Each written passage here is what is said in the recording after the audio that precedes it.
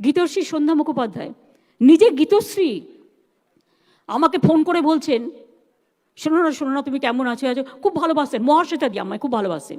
মহাশ্বেতা দি প্রতিদিন আমায় ফোন করতেন, বকতেন, এই খেয়ে বেরিয়েছো, না খেয়ে বেরিয়েছো নিশ্চয়ই, মানে আমাকে বকাবকি করতেন আদরের ছলে। সন্ধ্যা দি আমাকে একদিন বললেন, মমতা আমাকে একটা গান শোনাবে গো। আমি তুমি কি সত্যি, তুমি আমাকে এবার পাগল করে দেবে, তুমি নিজে গীতশ্রী, আমি ছোটোবেলায় একটু গান শিখেছিলাম, ছেড়ে টেড়ে দিয়েছি, আমি কোত্থেকে তোমায় গান শোনাবো, আর তুমি সে গান অ্যাকসেপ্ট করবে কেন? কিছুতেই ছাড়ার পাত্রী নয় তিনি, কিছুতেই নয়। আধ ঘন্টা ফোনে বকবকম চললো। তারপরে আমি বললাম, ঠিক আছে তুমি যখন বলছো আমি ভুলভাল 2 লাইন গেয়ে দিচ্ছি।